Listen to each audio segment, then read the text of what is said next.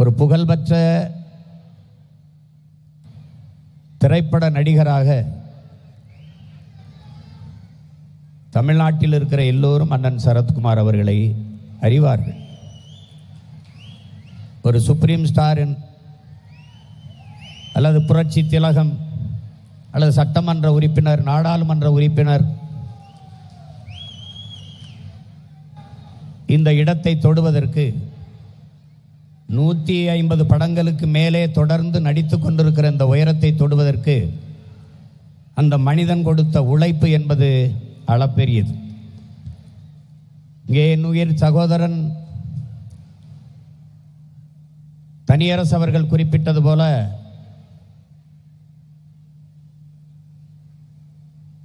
ஒரு சிறந்த செல்வந்தர் குடும்பத்திலே பிறந்த மகன் அண்ணன் சரத்குமார் அவர். கல்வியாளர். இன்று தமிழ்நாட்டில் எல்லா மாநில மொழிகளிலும் பேசக்கூடிய ஆற்றல் பெற்ற ஒரு மகன் உண்டென்றால் அது என்னுடைய அண்ணன் சரத்குமார் என்பதில் எனக்கு பெருமையும் மகிழ்ச்சி. அரங்கை நிறைத்து அமர்ந்திருக்கிற என் அன்பு சொந்தங்களுக்கு முன்பு ஒன்றை பதிவு செய்ய விரும்புகிறேன். இந்த விழாவில் பங்கேற்க செல்கிற போது தமிழ்நாட்டில் இருக்கிற ஒரு நிலைப்பாடு, ஒரு கட்சியை சார்ந்து ஒருவர் இருந்தால் அவர் உறவினராக இருந்தாலும் அவரோடு பேசக்கூடாது. இப்படி ஒரு மனப்போக்கு, ஒரு மாண்பு இருக்கிறது. என் அண்ணன் ஒரு கொள்கையை ஏற்று ஒரு அரசியல் கட்சியை சார்ந்து இருக்கலாம். என்னுடைய மாமா ஒரு கொள்கையை ஏற்று ஒரு அரசியல் கட்சியின் தலைவராக இருக்கலாம். என்னுடைய அன்பு சகோதரன் தனியரசு ஒரு கொள்கையை ஏற்று ஒரு இயக்கத்தை நடத்தி கொண்டிருக்கலாம். நாங்கள் ஒரு கொள்கையை முன்வைத்து ஒரு அரசியல் இயக்கத்தை நடத்தி கொண்டிருக்கலாம். அரசியல் நிலைப்பாடு, கொள்கை, கோட்பாடு வெவ்வேறாக இருக்கலாம். ஆனால் நாங்கள் எல்லாம் ஒரு தாயின் பிள்ளைகள், தமிழ் தாயின் பிள்ளைகள் என்பதில் எவருக்கும் மாற்று கருத்து இருக்க முடியாது. சரத்குமாருக்கும் எனக்கும் ஒரே ரத்தம். நானும் தனியரசும் என் மாமா நயினார் நாகேந்திரனும் ஒரே ரத்தத்தின் பிள்ளைகள். தெய்வ திருமகனின் பேரன்கள், பெருந்தலைவர் காமராஜரின் வாரிசுகள், கப்பலோட்டிய தமிழன் வாவு சிதம்பரனாரின் வாரிசுகள், பூலித்தேவன் என்ற பெரும்பாட்டனின் புலிப்பிள்ளைகள், வீரன் அழகமுத்துக்கோனின் பேரனும் பேத்திகளும் என்பதில் எவனுக்கும் மாற்று கருத்து இருக்க முடியாது, மறுப்பு இருக்க இயலாது. நாங்கள் ஒற்றை மொழி, ஒற்றை இனம், ஒரே தாயின் பிள்ளைகள், தமிழ் தாயின் பிள்ளைகள்.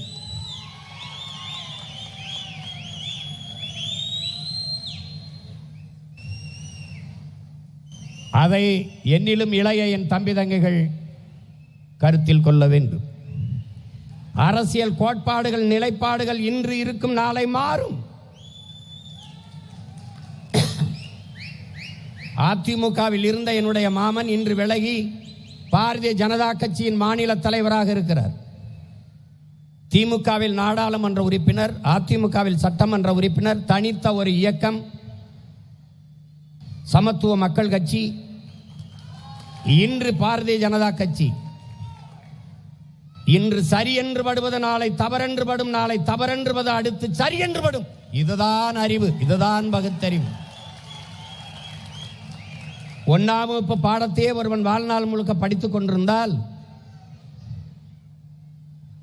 அதுக்கு படிப்பு இல்லை, அதுக்கு பேரு. ஒவ்வொரு நாளும் ஒவ்வொன்று தோன்றும். இன்று சரி என்று படுவது நாளை தவறு என்று தோன்றும்.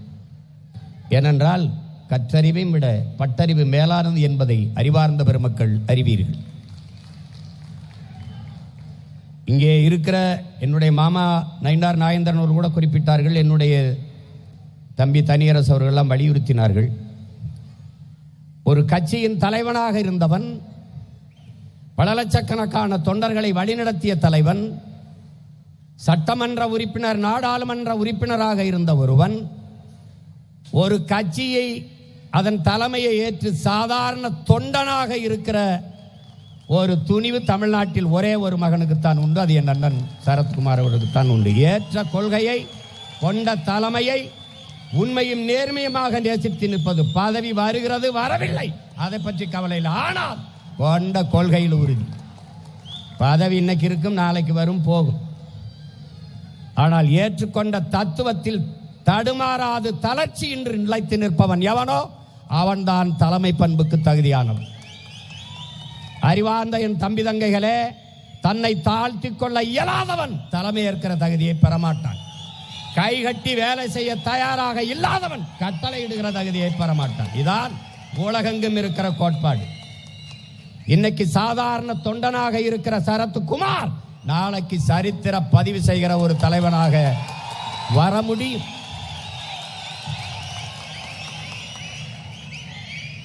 படங்களில் நீங்கள் பார்த்து ரசித்த இந்த சரத்குமார் அல்ல, சாதாரணமாக பெருங்குடும்பத்தில் பிறந்து தன் பெரியப்பா தொடங்கிய தினத்தந்தி என்கிற நாளேடு. அறிவார்ந்த தமிழ் சமூக தம்பி தங்கைகளே, தமிழ் பேரினத்தில் தமிழ் தேசியனத்திற்கென்று தனித்த ஒரு தாயகம் வேண்டும் என்ற கனவு கண்ட ஒரே மகன் அரசியல் தலைமையில் நம் உயிர் தாத்தா சீபா ஆதித்தனார் என்பதை அறிவு சமூகம் புரிந்து கொள்ள வேண்டும். அவன்தான் தமிழீழ வரைபடத்தையும் தமிழ்நாட்டு வரைபடத்தையும் இணைத்து 2 கைகள் பிடித்தபடி வைத்து தமிழ பேரரசு என்று புத்தகத்தை எழுதியவன். இங்கிலாந்திலே படிக்கும் போது அயர்லாந்து மக்கள் தனிநாடு கட்டு போராடினார்கள். அங்கே தலைமையேற்று போராடிய டிவேலரா சின்ஃபைன் என்ற இயக்கத்தை தொடங்கினான். நான் ஐரிஷ், நாம் ஐரிஷ் மக்கள் என்று. அவன் டெய்லி மிரர் என்ற ஒரு இதழை தொடங்கி நடத்தினான். 4 லட்சம் 5 லட்சம் மக்கள் தொகை கொண்டவனை தனிநாடு கட்டு போராடுகிற போது, தனிநாடு அடைய துடிக்கிற போது, 8 கோடி தமிழ் மக்களை கொண்ட நாங்கள் எங்களுக்கென்று தனித்த ஒரு தாயகம் அடைந்து உலகத்தில் சிறந்து பெருமையோடு வாழக்கூடாதா என்ற கனவோடு இந்த நிலத்திற்கு வந்து சின்ஃபைன் போல நாங்கள் தமிழர்கள், நாம் தமிழர் என்ற இயக்கத்தை தொடங்கி அவன் டெய்லி மிரர் என்ற இதழை தொடங்கினான்.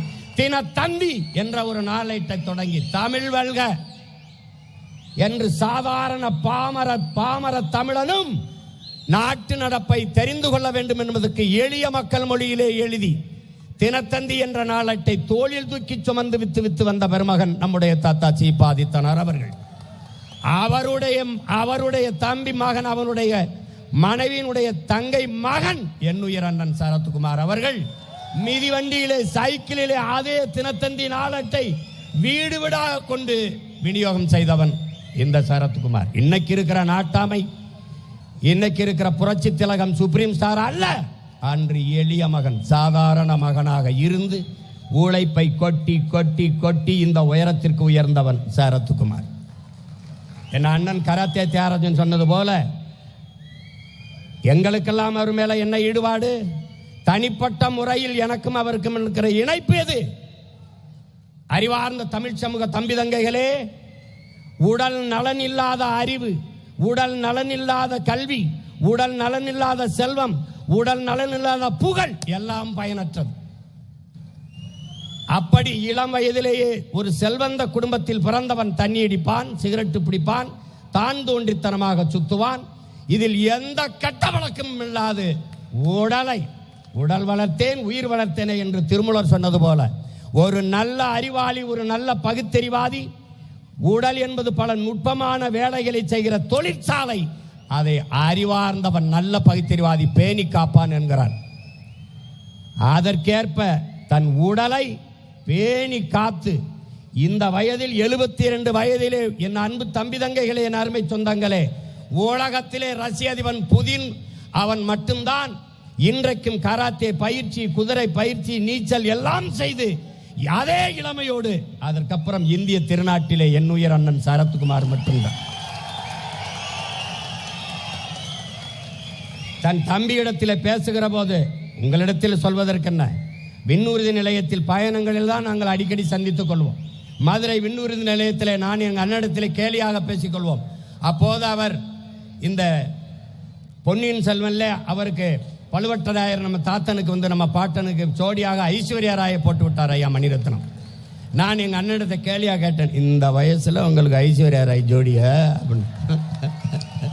அவர் பொறாமை, உனக்கு பொறாமை, உனக்கு பொறாமை அப்படி. அவர் என்னிடத்தில் சொல்வதெல்லாம் ஒன்றுதான், உடலை மட்டும் நன்றாக பராமரித்து பேணி பாதுகாத்து கொண்டால் எந்த வயதிலும் சாதிக்க முடியும். உங்களுக்கு தெரியுமா, இன்று அவர் வயதிலே இந்தியாவிலேயே அதிகமாக பரபரப்பாக எல்லா மொழிகளையும் நடித்துக் கொண்டிருக்க ஒரே நடிகன் என் அண்ணன் சரத்குமார் தான். எல்லா மொழிகளையும், மலையாளத்தில் நடிப்பாப்ல, தெலுங்குல நடிப்பாப்ல, ஹிந்தியில் நடித்துக் கொண்டிருப்பாப்ல, கன்னடத்தில் நடிப்பா, எல்லா மொழியும் தெரியும், எல்லா மொழியும் நடித்துக் கொண்டிருக்கிற ஒரே நடிகர். அந்த வயதிலே எல்லாம் இருந்தா எந்திரிக்க முடியாது. அவர் உடலை பேணி காத்து தமிழ்நாட்டின் ஆணழகன் போட்டியில் பங்கு பெற்று வென்று அவர் வந்து அவரே தயாரித்து கண் சிமிட்டும் நேரம்னு என் அண்ணன் கராத்தே தியாகராஜன் சொன்னது போல கலைவாணன் கண்ணதாசன் அவர்களை வைத்து தயாரித்து அதில் ஒரு காவல்துறை அதிகாரியாக நடித்திருந்தார். அதற்கு பிறகும் பெரிய வாய்ப்பு வரவில்லை. பிறகு தேடி தேடி தேடி தேடி புலன் விசாரணையில் வில்லனாக வந்தார். பிறகு கேப்டன் பிரபாகரனில் ஒரு வனத்துறை அதிகாரியாக வந்தார். அவரும் புரட்சி கலைஞர் விஜயகாந்தும் நம் சுப்ரீம் ஸ்டாரும் இறுதிக்கட்ட காட்சியில் புலன் விசாரணையில் போடுகிற அந்த தனி சண்டை தான் சரத்குமாரை யார் என்று கேட்க வைத்தது. இன்னைக்கும் ஒரு கதாநாயகன் வெறுமேலோடு நின்று சண்டை போடுகிற அழகை பெற்றிருக்கிறான் என்றால் அது நம்முடைய அண்ணன் சரத்குமார் அவர்கள் தான். 72 வயதில் இந்த இளமை, இன்னும் 72 வயதானாலும் அந்த வயதுக்குள்ள இளமையோடு இருப்பார். நாங்கள் சந்திக்கும் போதே இதுவரை அவர் அரிசி சோறு நெல்லுச்சோறு சாப்பிட்டது கிடையாது. அவர் ஃபைபர், காய்கறி, பழங்கள், புரோட்டீன் இந்த மாதிரி உணவு தான் எடுத்து, அவருக்கு தெரியாதா, அவருக்கு இருக்கிற வசதிக்கு என்ன வேணாலும் சாப்பிடலாம். சாப்பிட மாட்டார், நடிக்கிறார், மது அருந்த மாட்டார், புகைக்க மாட்டார். இதிலிருந்து நீங்கள் தெரிந்து கொள்ள வேண்டும், சரத்குமார் ஒரு சாதிக்கானவன் அல்ல, சாதிக்க துடிக்கிற ஒவ்வொருவனுக்குமான சான்று, அவன் சாட்சி, அவன் முன்மாதிரி என்பதை என்னிலும் இளைய என் தம்பி தங்கைகள் கவனத்தில் கொள்ள வேண்டும். அப்படி ஒரு குறுகிய சாதி சிமிழுக்கள் அடைக்காதே. பெருந்தலைவன் என் சாதிக்காரன் மட்டும் படிக்க வேண்டும் என்று பள்ளிக்கூடம் திறக்கவில்லை. 14,000 பள்ளிக்கூடம் திறந்து தனக்கு கிடைக்காத கல்வி இந்த நாட்டு பிள்ளைகளுக்கு கிடைக்க வேண்டும் என்று படிக்க வைத்ததால் தான் எழுத்தறிவித்த இறைவன் நம் தாத்தன் காமராஜன் என்று நாம் போராடுவோம். செக்கிழுத்த நம்முடைய பாட்டன் வாவு சிதம்பரனார் பிள்ளைமார்கள் விடுதலைக்கல்ல, ஒட்டுமொத்த தமிழ் தேசிய இனத்தின் விடுதலைக்கு போராடினார். அதை புரிந்து கொண்டு நீங்கள் இந்த மண்ணையும் மக்களையும் நேசிக்க பழக வேண்டும். அன்னைக்கு ஒரு நாள் மதுரையில் இருந்து நானும் எங்கள் அண்ணன் போகும்போது இப்போ எப்படி அப்படின்னா 100 கிராம் மட்டும் சோறு எடுத்துக்கிறேன் அப்படின்னு. 100 கிராம் தான், இவ்வளவுதான் சோறு, அரிசி சோறு. அவர் நினைச்சா பிரியாணியை சாப்பிட முடியாதா? ஏன்? உடலை பேண வேண்டும். உலகத்தில் வாயை கட்டுறதா ரொம்ப பிரச்சனை. திருமண விருந்துக்கே போனாலும் என்ன சுவையாக இருந்தாலும் சாப்பிட மாட்டேன். அந்த கட்டுப்பாடு இருக்கிற ஒரு நடிகன் தமிழ் சினிமாவில் என் அண்ணன் சரத்குமார் அவர்கள் தான். இன்னைக்கு நான் உடற்பயிற்சி கூடத்தில் போய் பயிற்சி எடுக்கிறேன்னா காரணம் என் முன்னத்தியர் என் அண்ணன் சரத்குமார் என்கிறது பெருமிதம் தான். இங்கே இப்படியே உடலை முறுக்கிக்கிட்டு ஆனாலும் நடிப்பு வராது, முகபாவங்கள் வராது சிலருக்கு. ஏன்னா நீ பாரு, அர்னால்டுக்கு நடிக்க வராது, ரோபோ மாதிரி தான் இயங்குவாப்ல. ஆனால் அந்த உடல் உறுதியில் இருக்கிற ஒரு ஆணழகன் பட்டம் என்ற ஒருவன் மிக நுணுக்கமான அசைவுகளை, உணர்வுகளை திரையில் வெளிப்படுத்திய நடிகன் நம்முடைய அண்ணன், ஆகச்சிறந்த கலைஞன். நீ நடிச்சு பாரு. அதுக்கப்புறம் படங்கள் சரியா வரல. மதிப்புமிக்க பெரியவர் ஐயா சௌத்ரி அவர்கள் சேரன் பாண்டியன் என்ற ஒரு படத்தை எழுதியவன் ஈரோடு சவுந்தரன், என் உயிர் சகோதரன், அண்ணனுக்கு தெரியும். அவன் எழுதுறான், சேரன் பாண்டியன் படத்தில் இருந்து அப்படியே சரத்குமாருடைய திரையுலக பயணமே மாறிட்டு. மிகச்சிறந்த படம், மாபெரும் வெற்றி அடைஞ்சிருச்சு. அதுக்கப்புறம் நீங்கள்லாம் போட்டிருக்க கொண்டாடுகிற நாட்டாமை, இரட்டை வேடத்தில் அவர் ஏற்று நடித்த அத்தனை படமும் மாபெரும் வெற்றியை தொற்று. 2 வேடம்னா திணறிடுவான் ஒவ்வொருத்தனும்.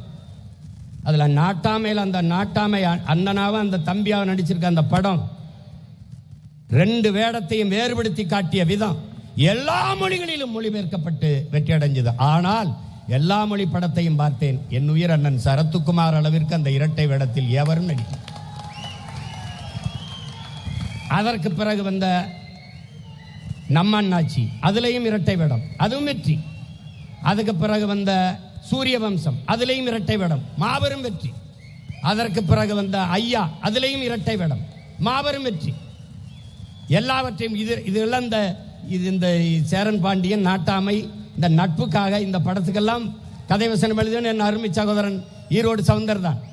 நட்புக்காக படம்லாம் நீங்கள் இன்னைக்கு வேணாலும் போட்டு பாருங்க.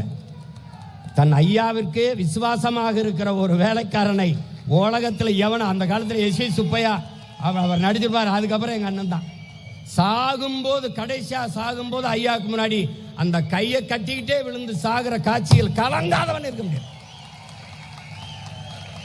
கலங்காதவன் இருக்க முடியாது. அந்த நாட்டாமை, பெரிய நாட்டாமைக்கு இருக்கிற அந்த மிடுக்கு, அந்த கம்பீரம் அவனுடைய உடன் பிறந்த தம்பிக்கு இருக்காது. அவன் அப்படி பவ்யமா நிற்பான். இந்த ரெண்டு வேடமும் அந்த வேறுபடுத்தி காற்ற பேராற்றல் என் அண்ணன் சரத்குமாருக்கு இருக்கிறது, இருந்தது என்பதை நினைக்கும் போது எனக்கு பெருமையும் மகிழ்ச்சி. அதே மாதிரி தான் சூரிய வம்சம், அதே மாதிரி தான் ஐயா படத்தில் அந்த பெரியவராக வருகிற கதாபாத்திரம்லாம் மிகச் சிறப்பாக நடிச்சிருப்பார். ஐயா படத்தில் என்னுடைய அருமை சகோதரன் ஹரி எடுத்த படம். பிறகு சாமுண்டின்னு ஒரு படத்தை நடிக்கிறதுக்கு இந்த கூட்டத்தில் ஒரே ஒருத்தன் தான் இருக்கான்.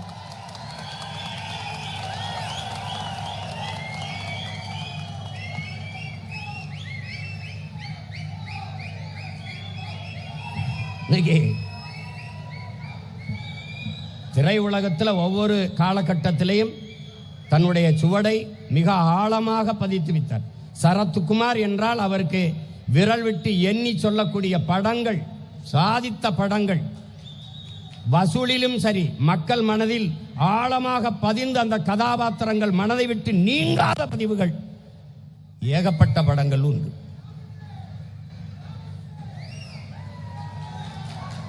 அதை அவர் திரையுலகிற்கு வந்ததில் அவர் சாதித்து காட்டினார் என்பது. அண்மையில் வந்த போர்த்தொழில் படம் கூட அவ்வளவு சிறப்பாக இருக்கும். அந்த படத்தில் அவர் எந்த கதாபாத்திரம் ஏற்றாரோ அந்த கதாபாத்திரத்துக்கு உயிர் கொடுப்பார். அதுதான் அதற்கு காரணம் அவருடைய உடல் மொழி. அதனால உங்களுக்கு தெரியும், நடிகர்னாவே தண்ணியை போடுவாங்க, சிகரெட்டை பிடிப்பாங்க அப்படின்னு. எந்த பழக்கமும் இல்லாத ஒரு சுத்த தங்கமான ஒரு அண்ணன் நம்முடைய அண்ணன் சரத்குமார் அவர்கள். ஆவா, நான் சேரன்னு எங்கள் அண்ணன் 3 பேர் உட்காந்து ஒரு தடவை பேசிட்டுருக்கோம். அப்போ பேசிட்டு இருக்கும்போது சாப்பாடு என்ன வாங்கிட்டோன்னா, ஒரே ஒரு கோழி மட்டும் வாங்கிட்டு வர சொல்லுங்கன்னு கோழியை மட்டும் பிச்சு சாப்பிட்டு போயிட்டாப்புல. எனக்கு இன்னும் நல்லா ஞாபகம் இருக்குது.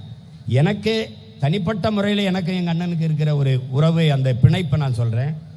அப்போ நான் 2008ஆம் ஆண்டு பிப்ரவரி மாதம் எங்களுடைய தலைவர், என்னுடைய அண்ணன் மேதகவி பிரபாகரன் அழைப்பின் பேரில் ஊருக்கு போயிட்டு, நாட்டுக்கு போயிட்டு திரும்பி வந்த பிறகு அங்கே போர் சூழல். அப்போ ரொம்ப கஷ்டம். இங்கே நாங்கள் திரையுலகம் சார்ந்து காவிரி நதிநீர் உரிமைக்காக ஒரு போராட்டத்தை பண்ணோம். எங்கள் அண்ணனுக்கு நினைவு இருக்கும்னு நினைக்கிறேன்.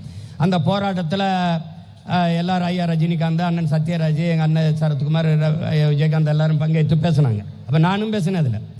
அப்போ அது அந்த நேரலையில் நாட்டில் பார்த்துட்டு எங்கள் அண்ணன் நடேசனன் மூலமாக தான் தொடர்பு கொள்வாங்க. அவங்க தான் அரசியல் பிரிவு செயலாளர். அந்த அரசியல் பிரிவு தலைவர் மூலமாக எனக்கு தொடர்பு வரும்போது, தம்பி அப்படின்னா அந்த மாதிரி இந்த காவிரிக்கு போராடின மாதிரி ஒரு போர் நிறுத்தம் கேட்டு, ஒரு இது கேட்டு, இதே திரைத்துறை சார்ந்து ஒரு போராட்டத்தை செய்ய முடியாதா என்று உங்கள் அண்ணன் விரும்புகிறாங்க, கேட்குறாங்க அப்படின்னோடனே, நீங்கள் அதுக்கு ஏற்பாடு செய்ய சொல்கிறாங்க அண்ணன் அப்படின்னோடனே, சரி அப்படின்னு எனக்கு முதல்ல ஞாபகம் வந்தது எங்கள் அண்ணன் சரத்குமார் தான். அவங்க தான் நடிகர் சங்கத்தில் பொறுப்பில் இருக்காங்க. அப்போ இப்போ இருக்கிற உங்கள் சீமான் இல்லை, இப்போ ஒரு நன்கு அறியப்பட்ட ஒரு மகனாக இருக்கேன். அப்போல்லாம் சாதாரண இயக்குனர் தான். அப்போ எங்கள் அண்ணன் தியாகராய நகரில் ஒரு நட்சத்திர விடுதியில் படப்பிடிப்பில் இருக்காங்க. அப்போ போகும்போது இந்த மாதிரி சீமான் வந்திருக்குன்னு சொல்கிறார் உதவியாளர், வர சொல்லு அப்படின்னு உட்காந்து பேசிக்கிட்டு இருந்தான். பேசிட்டு இருக்கும்போது என்ன சொல்லுங்க அப்படின்னா, அப்போ நான் அந்த மாதிரி சொன்னேன்னே, இந்த மாதிரி இருக்குது சூழல், நம்ம ஒரு போராட்டத்தை காவிரி நதிநீருக்கு செஞ்ச மாதிரி நம்ம செய்யணும். அப்படியா இருங்க அப்படின்னு உடனே ஒரு அழைப்பு போகுது. அழைப்பு யாருக்கு போகுதுன்னா, அது ஒலி பெருக்கியில் போட்டிருக்காரு. உங்களுக்கு சொல்கிற புரியுற மாதிரி சொல்கிற ஸ்பீக் ஃபோனில் போட்டிருக்காரு. அந்த ஸ்பீக்கர் ஃபோனில் போடும்போது அங்கேருந்து ஒரு குரல் வருது. அது அண்ணன் ராதா ரவி. அது சொல்லு சரத்து, ரவி, இந்த மாதிரி சீமா வந்திருக்காரு, இந்த மாதிரி ஒரு ஈழத்தில் நம்ம மக்களுக்கு இருக்கிற ஒரு போராட்டம் பண்ணி, நம்ம ஒரு போராட்டம் பண்ணி இந்த போரை நிப்பாட்ட சொல்லி கோரிக்கை வைக்கணும்னு சொல்கிறாரு. நான் தாராளமாக செஞ்சிடலாம் சரத்தை, பண்ணிடுவோம் அப்படின்னு. அந்த ஈடுபாடு ஒரு நடிகர்னா பெரியவாரு ஈழத்தில் இருக்கிற படுகொலை நிறுத்தி சொல்லி கையெழுத்து போடாமல் போன தலைவர் நடிகர்களுக்கு மத்தியில் எங்கள் அண்ணன் வந்து எனக்கு அவர் மறந்துருப்பாருன்னு நினைக்கிறேன். நான் இப்போ 18 வருஷம் ஆயிடுச்சுல, அதனால அவர் மறந்துருப்பாருன்னு நினைக்கிறேன். ஆனாலும் நான் சொல்லும்போது அப்போ எனக்கு ரொம்ப பெருமையாக இருந்தது, நம்ம செய்வோன்ட்டு. அப்புறம் எங்கள் அப்பா பாரதி ராஜாட்ட பேசினேன். இப்போ நடிகர் ராமேஸ்வரத்தில் வைக்கும்போது பெரிய பாதுகாப்பு கொடுக்க முடியாதுன்னு போராட்டம் 2ஆக பிரியும் போது அப்போ அங்கேருந்து திருப்பி எனக்கு அழைப்பு வருது. இப்போ போராட்டம் 2ஆக பிரியுதே, அதனால் பரவாயில்லையானா அண்ணா, ஒரே நோக்கத்துக்காக 2 இடங்களில் 2 நாள் போராட்டம் நடக்கிறது நமக்கு வலுச்சேர்க்கும், அதை பற்றி நீங்கள் கவலைப்படாதீங்க அப்படின்னு. அப்போ ராமேஸ்வரத்தில் ஒரு கூட்டம் எங்கள் அப்பா பாரதி ராஜா தலைமையில், இங்கே அண்ணன் சரத்குமார் தலைமையில் சென்னையில் ஒரு கூட்டம். அந்த ராமேஸ்வரத்தில் நடந்ததில் நான் பேசி, அதான் உங்களுக்கு தெரியும், நான் சிறைப்படுத்தப்பட்டேன். அப்புறம் தொடர்ச்சியாக சிறைப்படுத்தப்பட்டு என்னுடைய பாதையும் பயணமும் திரும்பிடுச்சு. அதில் நான் எங்கள் அண்ணன் வெறும் நடிகனா இல்லை, அவனுக்கு உள்ளுக்குள்ளே இருக்கிற தன்மானமிக்க தமிழன் என்கிற இன உணர்வும் மான உணர்வும் அந்த தமிழ் ரத்தமும் அவருக்கு இருந்ததை நான் பார்த்ததிலிருந்து ஒரு இனம் தெரியாத ஒரு பாசம். 2வது, எந்த ஒரு வேலையை கொடுத்தாலும் அதை 100 விழுக்காடு நேர்த்தியாக செய்யக்கூடிய ஆற்றல் பெற்ற ஒருவன் என்னுடைய அண்ணன் சரத்குமார் அவர்கள். Perfection to the core. சொல்றாரு பாருங்க, எந்த ஒரு மனிதனின் நல்லதற்கும் கெட்டதற்கும் முதல் மனிதனாக நிற்கக்கூடிய மனித மாண்பு கொண்ட பண்பாளன் நம்முடைய அண்ணன் சரத்குமார் அவர்கள். நடிகரை தள்ளுங்க, எல்லாரும் நடிப்பான். ஆனால் அதை தாண்டி மனிதம் என்கிற புனிதத்தை போற்றுகிற ஒருத்தர் உண்டென்றால் அது நம்முடைய அண்ணன் சரத்குமார் அவர்கள். எந்த சூழ்நிலையிலும், என்னுடைய அப்பா பாரதி ராஜா அவர்கள் இறந்து விட்டார்கள். அதிகாலையில் நான் முதல்ல போய் நிற்கிறேன். நின்னபோது ஒரு அழைப்பு, அடுத்ததாக வந்தது அவருடைய உயிருக்கு இனியவர்கள் ராதிகா அவர்கள் வர்றாங்க. வரும்போது அவங்க வந்தவுடனே இவர் அண்ணன்கிட்ட அழைப்பு வருது. அப்போ என்கிட்ட பேசுகிறாரு, நான் இந்த மாதிரி வர முடியல, ஒரு கெடுவாய்ப்பாக வேறு ஒரு நாட்டில் இருக்கிறேன், நீங்கள் இருந்து பார்த்துக்கிறங்க அப்படி. ஒவ்வொரு 10 நிமிஷம் 20 நிமிஷத்துக்கு ஒரு தடவை அழைச்சி பேசி அவர் காட்டிய ஆர்வமும் இந்த ஈடுபாடும் இன்றும் என் மனதில் அப்படியே இருக்குது. அது எல்லா மனிதனும் ஏதோ ஒப்புக்கிற விசாரித்தான் போச்சு அப்படின்னு நிற்கலை. அது எல்லா மனிதருக்கும் வராது, எல்லாருக்கும் வராது. ஆனால் ஒரு மனித மாண்பு கொண்ட ஒரு மகத்தான மகனால் தான் இதெல்லாம் செய்ய முடியும். பல இடங்கள்ல அவருடைய மனைவியினுடைய தாயார் இறந்து போயிட்டாங்க. நாங்கள் 3 பேர் தான் நிற்கிறோம், நான் எங்கள் அண்ணன் அங்கே கராத்தே அண்ணன், 3 பேர் தான் நிற்கிறோம். 3 பேர் நின்று அந்த காரியங்களை செய்தோம். அப்போ எந்த ஒரு இடத்திலையும் ஒரு மனிதனின் மகிழ்ச்சியான தருணம், துயரமான தருணத்திலையும் முதலாளாக நிற்கிற ஒரு மகன் இந்த மண்ணில் உண்டென்றால் நடிகன் என்பதை தாண்டி என்னுடைய அண்ணன் சரத்குமார் அவர்கள் தான். அதுதான் இங்கே எல்லாரையும் கட்சி தாண்டி, கொள்கை கோட்பாடு தாண்டி அவருக்கு அருகில் உட்கார வைத்திருக்கிறது. காரணம் இதுதான். அதனால இந்த விழாவில் பங்கேற்ற என்னுடைய பெற்றோர்கள் எப்போதும் போல அவர் மேல் நீங்கள் பேரன்பு வைக்க வேண்டும். என் உயிர் தம்பி தங்கைகள் அவரை நடிகர் என்பதை தாண்டி இவ்வளவு தூரம் அவர் சாதித்ததற்கு காரணம் என்ன? அவர் இந்த உயரத்தை தொற்றிருப்பதற்கு அவர் கொடுத்த விலையை, அவர் பட்ட துயரங்கள், அவர் பட்ட அவமானங்கள், அவர் பட்ட காயங்கள், கஷ்டங்களை எல்லாம் பார்த்தீர்கள் என்றால் உங்களுக்கு மிகப்பெரிய பெருமையும் வியப்பும் வரும். அவரை நீங்கள் ஒரு முன்மாதிரியாக, ஆங்கிலத்தில் ரோல் மாடல் என்று சொல்வார்கள், அப்படி எடுத்துக்கொள்ளும். சாதாரணமாக வந்துடல, திடீர்னு வந்து உட்கார்ந்துடல.